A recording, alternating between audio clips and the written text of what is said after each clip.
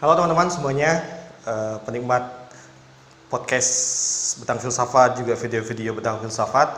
Kali ini saya kembali setelah mungkin sekitar 3 minggu tidak upload video atau lebih. Podcast terakhir itu tentang kebebasan. Nah, podcast tentang kebebasan itu saya buat untuk materi kuliah para mahasiswa saya di STKIP Pamané Talino. Nah, sebenarnya konten untuk hari ini itu sudah saya susun mungkin sekitar 2 minggu yang lalu teman-teman. Sudah saya susun, cuman belum sempat saya kerjakan lagi untuk diupload dan didengar juga oleh teman-teman semuanya. Kali ini saya akan berbicara tentang satu tema yang kalau saya katakan berlawanan dengan kebebasan. Jadi kali ini saya akan berbicara tentang tema tanggung jawab. Nah, kadang-kadang kan orang meletakkan tanggung jawab itu berlawanan dengan kebebasan. Orang meletakkan tanggung jawab itu sebagai bagian yang di titik yang berbeda dengan kebebasan.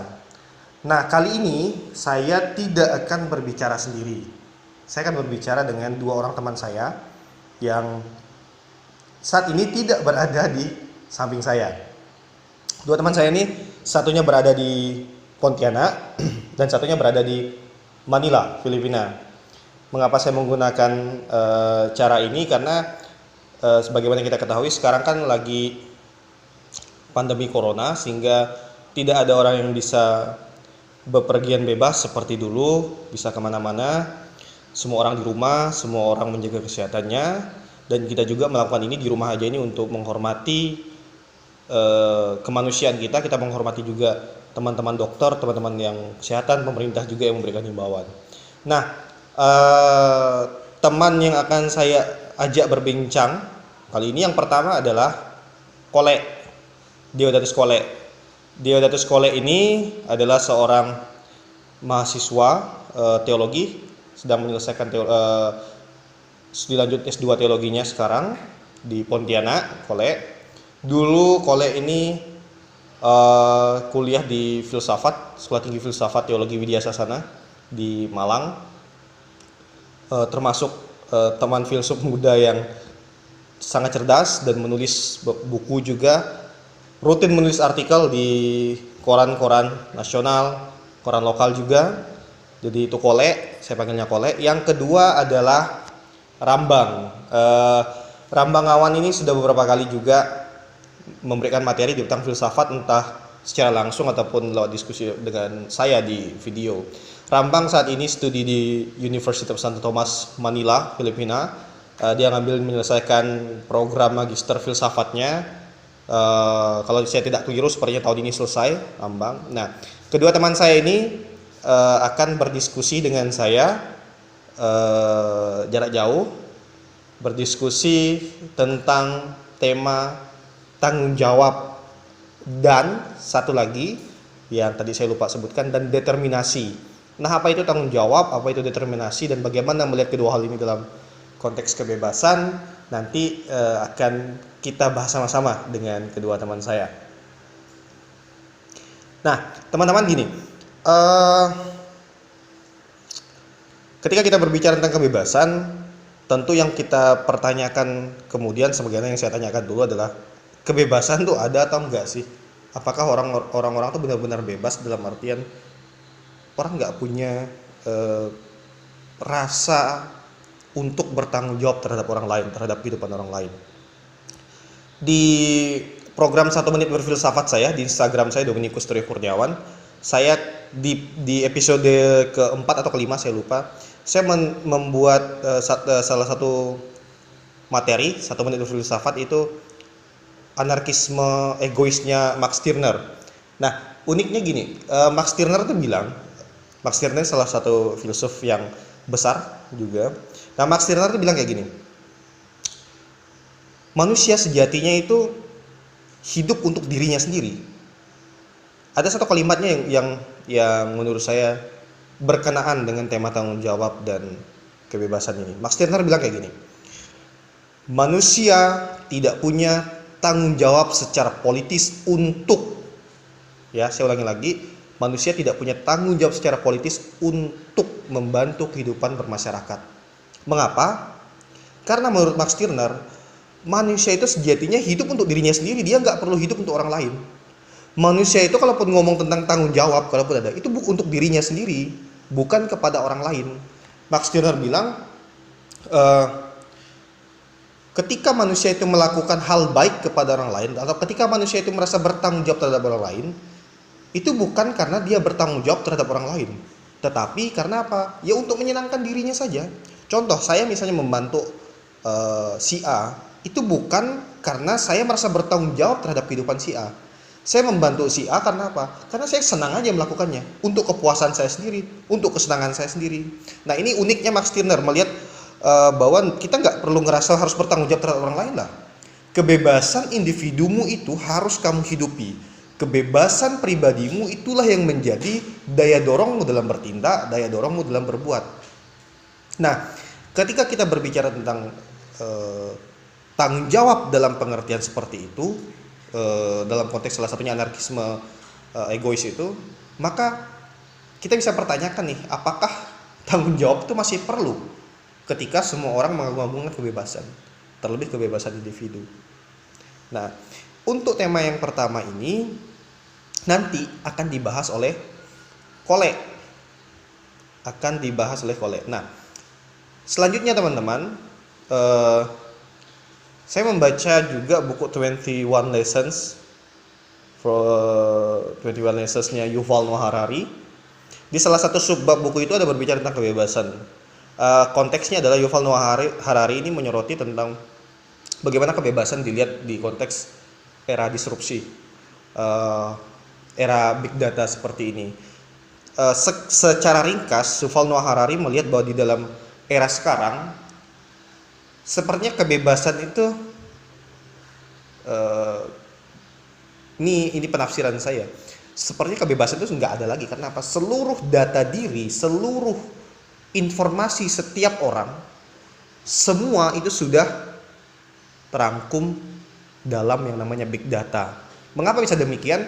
Karena semua orang di dunia sekarang, mayoritas orang di dunia itu menggunakan handphone, sama seperti saya menggunakan media YouTube ini, saya menggunakan Instagram, saya menggunakan Facebook, saya menggunakan Twitter, saya menggunakan website, saya menggunakan handphone. Semua orang menggunakan gadget, semua orang menggunakan internet, semua orang menggunakan yang namanya teknologi.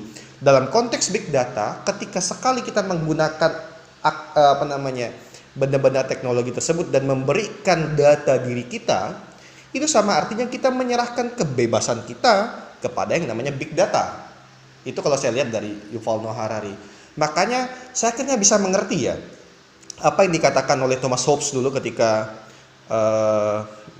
dia membuat teorinya tentang state of nature-nya manusia, bahwa pada titik tertentu manusia yang saling ini saya balik ke Thomas Hobbes sebentar. Manusia yang saling berkelahi satu sama lain itu pada titik tertentu sepakat, karena lelah berkelahi, sepakat untuk menyerahkan setengah kebebasannya kepada Leviathan, kepada sosok yang lebih besar. Setengah kebebasan diserahkan sehingga Leviathan itu kemudian secara absolut itu menghukum siapa saja manusia yang berada dalam kendalinya jika manusia itu kemudian bertindak merugikan pihak lain. Nah, konsepnya Thomas Hobbes ini kemudian saya bayangkan dalam konteks apa yang dikatakan Yuval Noah Harari terkait kebebasan dan juga big data. Ternyata benar juga. Ketika kita menggunakan akses internet, kita menggunakan handphone, kita menggunakan akun-akun media sosial lainnya, pada titik itu sebenarnya manusia menyerahkan setengah kebebasannya kepada Leviathan baru. Apa itu? Big data. Nah, ini kita bisa lihat dua sisi nih. Satu, ketika manusia menyerahkan kebebasannya kepada big data, ini kita bahas yang Yuval Noah Harari dulu ya. Ketika manusia menyerahkannya kepada big data, pada titik itu manusia kehilangan kebebasannya. Pada titik itu setengah kebebasannya. Dan titik lain, big data lah yang kemudian akan mengontrol bagaimana manusia harus hidup satu dengan yang lainnya. Ketika manusia sakit, big data kemudian memberikan informasi lewat teknologi, oh orang ini sakit A, sakit B, sakit C, kemudian diberikan resep A, resep B, resep C. Artinya dulu persoalan medis misalnya merupakan persoalan keputusan dokter untuk memutuskan apakah orang ini sakit A, sakit B, sakit C, atau orang ini harus dilakukan apa, diberikan terapi apa. Sekarang kemudian komputer yang melakukannya. Dalam hal ini, tanggung jawab dan kebebasan manusia terbagi dengan Leviathan baru, yaitu Big Data. Nah teman-teman, ketika kita berbicara tentang hal seperti itu, Big Data dan segala macam, kita balik dulu ke salah satu persoalan juga penting, yaitu determinisme. Determinisme ini nanti akan dijelaskan Rambang, nanti kan juga Rambang, nanti akan saya jelaskan juga bagaimana kaitan tiga tema ini, yaitu tanggung jawab, determinisme, dan kebebasan. Saya akan berikan kesimpulannya di akhir dan apa yang bisa kita lihat untuk kehidupan sekarang. Untuk kesempatan pertama, saya akan berikan kepada Kole untuk menjelaskan bagaimana persoalan kebebasan dan tanggung jawab. Kole akan menggunakan, dalam diskusi dengan Kole, Kole akan menggunakan filsafat Emmanuel Levinas. Silakan Kole. Trio, jika kita ngomong tentang tanggung jawab, kita lalu ingat Emmanuel Levinas. Dia juga kadang disebut dengan filsuf etika tanggung jawab. Apa yang dikatakan Emmanuel Levinas itu menariknya. Bahwa Emmanuel Levinas singkat kata ingin mengatakan bahwa tanggung jawab itu adalah eksistensi dari manusia itu sendiri. Keberadaan saya itu nampak dari tanggung jawab saya. Dan mengapa demikian? Karena menurut Emmanuel Levinas, perjumpaan saya dengan yang lain atau orang lain itu adalah perjumpaan yang bukan hanya perjumpaan kosong, tetapi dengan yang lain itu menampilkan wajahnya kepada saya lalu punya tanggung jawab terhadap dia. Dan sifat dari tanggung jawab ini menurut Emmanuel Levinas tidak mengharapkan balasan.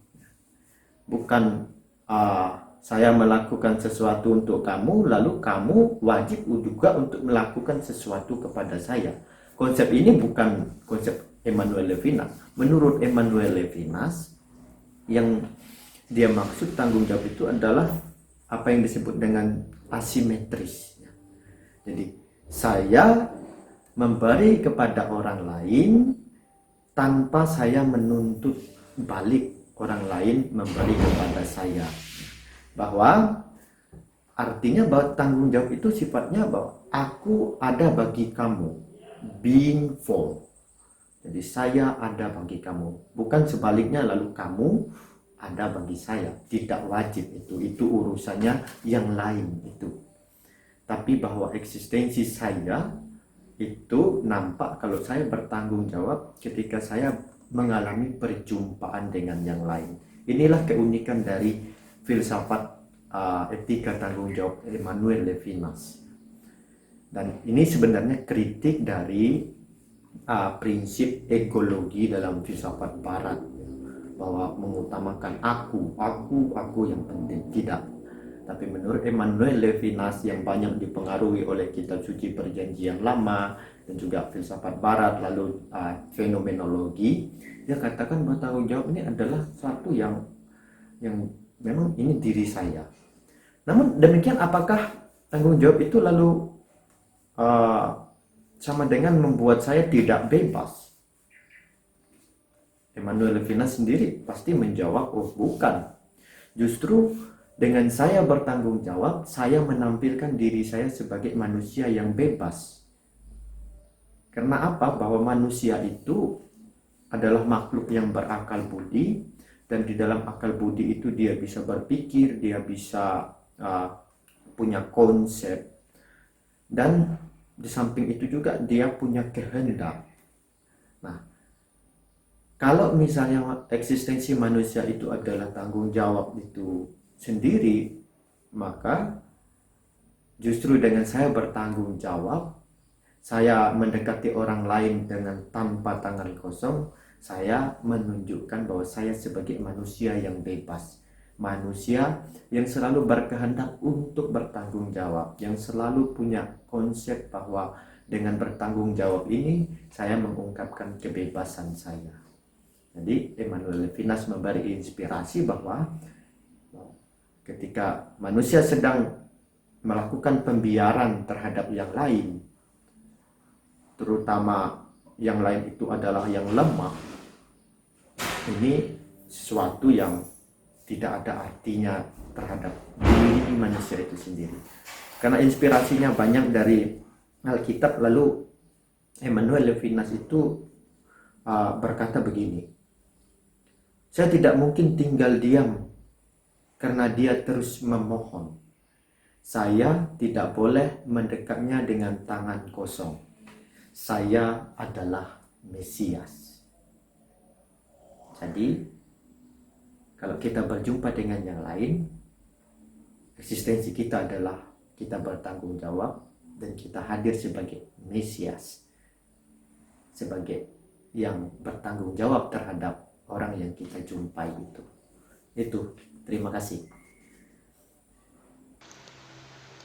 Oke, kita sudah mendengarkan gagasan dari Kole, nanti akan saya simpulkan di bagian terakhir. Sekarang, sebelum saya simpulkan, kita akan mendengarkan lagi bagaimana persoalan determinisme dan kebebasan itu dibahas oleh salah seorang filsuf muda, yaitu Rambang. Nanti silakan Rambang, saya berikan kesempatan kamu untuk menjelaskan soal determinisme dan kebebasan. Halo teman-teman sekalian, di sesi ini saya akan memberikan penjelasan singkat mengenai dua tema filosofis, yaitu determinisme dan kehendak bebas. Mari kita bahas satu persatu. Determinisme adalah bahasa Inggris determinism. Secara etimologis, determinism berasal dari dua kata, to determine, menentukan, dan ism, ideologi, sistem kepercayaan, atau paham. Jadi determinisme bisa diartikan sebagai suatu paham yang meyakini bahwa segala sesuatu itu sudah ditentukan dari awal. Nah, apabila segala sesuatu itu sudah ditentukan dari awal, artinya kehidupan kita pun sudah ditentukan dari awal. Segala pilihan-pilihan kita, segala keputusan-keputusan kita itu sudah ditentukan dari awal. Artinya, keputusan-keputusan kita, pilihan-pilihan kita itu bukan berasal dari kita, tapi ada faktor luar yang menentukan pilihan-pilihan kita, keputusan-keputusan kita. Konsekuensinya adalah kehendak bebas itu adalah suatu ilusi. Kehendak bebas itu tidak ada. Sebagai suatu konsep filosofis, sebenarnya determinisme itu sudah dianut oleh para filosof Yunani kuno. Sebagai contoh, Heraclitus yang pernah mengatakan bahwa we cannot step on the same river twice. Kita tidak bisa menginjak air sungai yang sama untuk kedua kalinya. Mengapa? Karena apabila kita hendak menginjak air sungai yang sama untuk kedua kalinya, air sungai yang sudah menyentuh kaki kita sebenarnya sudah terbawa oleh arus sungai. Artinya adalah manusia tidak bisa mengendalikan segala sesuatu. Humans do not have control over everything. Tapi sebaliknya, manusia lah yang dikendalikan. Tema kedua, kehendak bebas. Pertanyaannya adalah, apakah manusia memiliki kehendak bebas? Apabila jawabannya adalah iya, artinya adalah manusia bisa mengendalikan hidupnya. Manusia bisa menjadi apapun yang ia inginkan. Manusia bisa mengatur jalan hidupnya. Nah, untuk melihat apakah manusia itu memiliki kehendak bebas, Karol Wojtyła atau biasa dikenal sebagai Santo Yohanes Paulus II mengajak kita untuk melihat momen-momen berikut ini. Ketika kita mengatakan I want, saya ingin, atau saya menghendaki. Momen seperti ini menunjukkan bahwa manusia itu memiliki kehendak bebas. Kenapa? Hanya manusia yang memiliki kehendak bebas adalah manusia yang bisa menghendaki segala sesuatu. Artinya manusia itu tidak terikat oleh faktor-faktor lain. Manusia itu mengendalikan dirinya. Manusia itu punya kendali penuh atas dirinya, mengetahui apa keinginan-keinginannya, sehingga ia bisa mengatakan I want. Jadi manusia itu terlepas dari segala belenggu keterikatan oleh faktor-faktor luar dan mengatakan saya mau. Saya memiliki putusan ini. Saya yang membuat pilihan-pilihan ini. Atau dari momen yang lain seperti ketika kita mengatakan I can but I may not. Saya bisa saja tapi saya nggak mau. Contohnya saya bisa saja makan coklat tapi saya nggak mau. Artinya adalah manusia itu sebenarnya memiliki pilihan-pilihan untuk mengatakan iya atau tidak terhadap segala sesuatu. Nah, manusia yang memiliki kendali penuh atas dirinya, manusia yang mengetahui apa keinginan-keinginannya, adalah manusia yang bisa mengatakan iya atau tidak dan mengerti apa konsekuensi atas segala pilihan yang ia buat. Pertanyaannya adalah, apa yang kita lakukan terhadap kehendak bebas kita? Tantangannya adalah untuk menghendaki segala sesuatu yang baik. Harus segala sesuatu yang baik. Segala sesuatu yang baik itu bukan berarti segala sesuatu yang mudah dicapai atau segala sesuatu yang hanya menyenangkan saya semata. Sesuatu yang baik itu adalah sesuatu yang memiliki nilai yang kekal. Yang apabila saya kehendaki dan saya miliki, bisa memperkaya diri saya sebagai manusia yang sejati. Nah, terkadang ekstrim-ekstrim determinisme dan kehendak bebas itu muncul dalam situasi masyarakat kita sehari-hari. Determinisme ekstrim mengatakan bahwa kehendak bebas itu tidak ada. Kehendak bebas yang ekstrim mengatakan bahwa yang ada adalah keinginan saya, yang ada adalah saya yang berfokus kepada diri saya sendiri, keinginan saya yang harus dipatuhi, tidak ada faktor-faktor luar yang mengikat saya, yang ada adalah saya sendiri. Nah, untuk mengimbangi kedua konsep seperti ini, muncullah apa yang dinamakan kompatibilisme. Artinya, kedua konsep ini bisa berjalan secara bersamaan, secara harmonis. Sepertinya masyarakat modern sekarang lebih memilih kompatibilisme. Mengapa? Karena masyarakat modern saat ini memiliki penghargaan besar terhadap kebebasan. Tetapi juga masyarakat modern saat ini mengakui betapa pentingnya kehidupan sosial. Jadi kompatibilisme sepertinya suatu pilihan yang realistis. Entah determinisme atau kehendak bebas atau kompatibilisme, yang menjadi garis bawah diskusi kita hari ini adalah menghendaki sesuatu yang baik dan benar. Sekian, terima kasih. Oke, teman-teman, kita sudah mendengar tadi Kolek ngomong apa dan Rambang ngomong apa. Bagaimana saya melihatnya? Saya tidak akan memperdebatkan gagasan mereka, karena bagi saya kesempatan kali ini adalah kesempatan untuk baik Kolek, baik Rambang, dan juga saya itu saling memberikan gagasan tentang bagaimana persoalan tanggung jawab dan kebebasan termasuk determinisme. Apa yang kemudian bisa kita lihat sama-sama? Pertama, mari kita lihat apa yang dikatakan oleh Kolek lewat persoalan tanggung jawab dan kebebasan perspektif Emmanuel Levinas. Satu hal yang penting adalah, yang dari apa yang Kolek katakan adalah bahwa menurut Levinas setiap orang sejatinya bertanggung jawab kepada sesamanya. Mengapa? Saya ulang lagi, karena orang lain, kalau menurut konsep etikanya Emmanuel Levinas, orang lain adalah wajah dari diri saya sendiri. Orang lain, kehadiran orang lain itu menampilkan wajah. Kehadiran orang miskin menampilkan wajah penderitaan. Kehadiran orang yang sedang bersedih menampilkan wajah kesusahan. Penampilan siapapun, kehadiran orang siapapun sebenarnya menampilkan wajah dari diri kita. Karena kehadiran orang lain adalah wajah, dengan demikian apa yang kita lakukan kepada orang lain sejatinya kita lakukan demi kemanusiaan, demi diri kita sendiri, demi wajah kita. Karena itu, ketika manusia bertindak bertanggung jawab kepada orang lain, sebenarnya dia tidak sedang melanggar kebebasannya sendiri. Justru manusia sedang menjadi sangat bebas ketika dia bertanggung jawab kepada orang lain. Mengapa? Karena kalau kita melihat apa yang dikatakan oleh Kolek tadi juga, dan juga dalam gagasan filosofisnya Emmanuel Levinas, ketika kita bertanggung jawab terhadap orang lain, di situ sebenarnya kita bertanggung jawab terhadap diri kita sendiri. Ketika kita mengatakan kita bertanggung jawab terhadap diri kita sendiri, di situ sebenarnya kita menjadi sangat bebas untuk menjadi diri kita sendiri. Itu yang pertama dari Kolek. Lalu bagaimana dengan gagasan konflik antara determinisme dan kehendak bebas? Mari kita lihat apa yang dikatakan Rambang. Saya mereview sedikit. Pertama, determinisme tadi dikatakan bahwa determinisme itu adalah persoalan bagaimana hidup manusia sebenarnya sejak awal itu sudah ditentukan. Contoh. Orang mengatakan ya sejak awal kita ditentukan lahir di keluarga A, kemudian nama kita B, kemudian kita mati kapan, sudah ditentukan Tuhan, ditentukan oleh Yang Maha Kuasa, ditentukan oleh kekuatan yang di atas kita. Determinisme meyakini itu, sehingga dalam determinisme tidak ada kehendak bebas, karena bagaimana mungkin ada kehendak bebas ketika hidup manusia sudah ditentukan dari awal. Dalam bahasa sehari-hari kita sering mendengar kata, oh sudah takdirnya, oh sudah waktunya. Itulah salah satu contoh bagaimana determinisme hadir dalam kehidupan manusia. Lalu kemudian apa itu lawan determinisme? Lawan determinisme adalah kehendak bebas. Rambang tadi mengatakan bahwa kehendak bebas itu adalah ekstrim. Seringkali orang melihat bahwa kehendak bebas itu ekstrim lain dari determinisme. Bahwa ketika orang menolak determinisme, menolak gagasan bahwa hidup manusia sudah ditentukan dari awal, di satu sisi dia mengambil sisi bahwa manusia itu memiliki kehendak bebas. Ekstrim kehendak bebas ini seringkali diwujud nyatakan dalam bentuk kebebasan yang dianggap mutlak.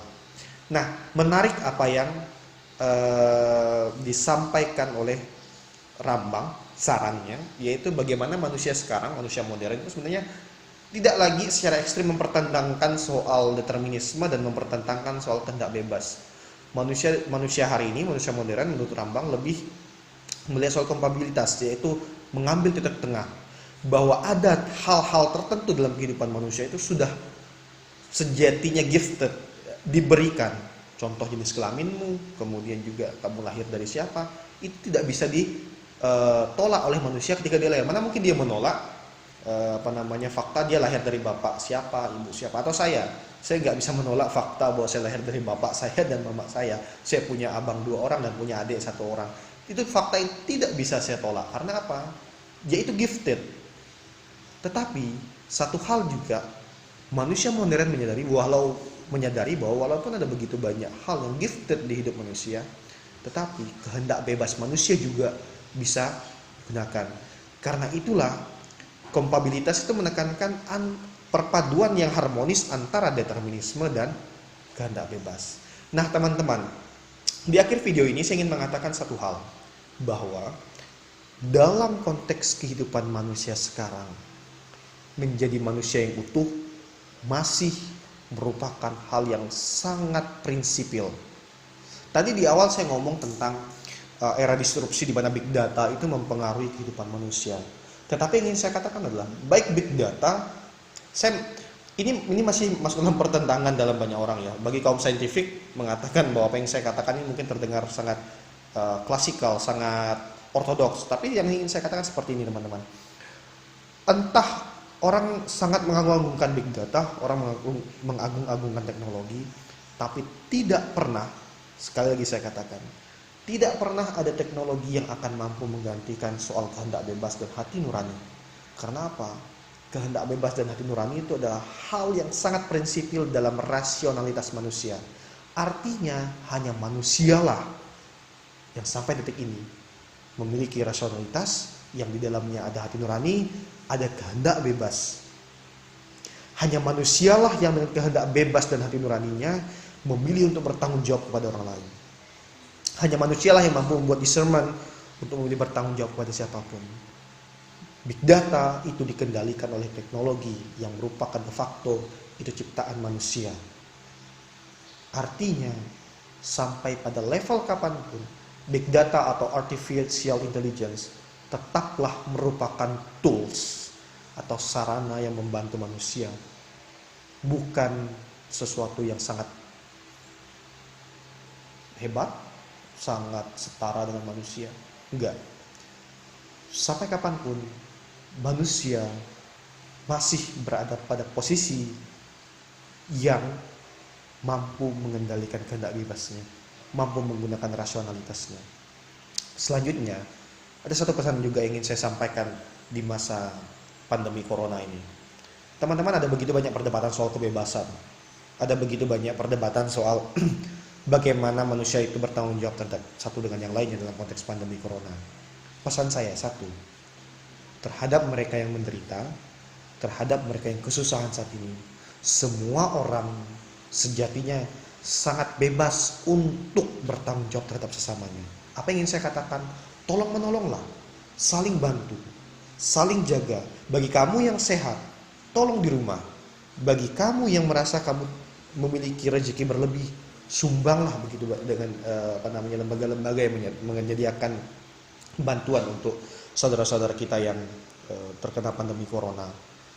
Selanjutnya, persoalan tentang bagaimana pemerintah mengatur lockdown, pemerintah mengatur PSBB, lihatlah bahwa itu persoalan bagaimana ketika kita menyerahkan setengah kebebasan kita terhadap negara. Negara sekarang kita beri kesempatan untuk mengatur kita dengan baik. Karena itu, ikuti anjuran pemerintah dalam hal jaga kesehatan, tetap di rumah, supaya pandemi ini segera berakhir. Kita nggak bisa membayangkan apa dampak ekonomi yang akan muncul dari ini semua nantinya. Kita nggak bisa membayangkan apa dampak sosial yang muncul dari ini semua nantinya. Apalagi kita mendengar ada kebijakan-kebijakan pemerintah yang menurut saya beberapa kali ini saya nilai kurang tepat.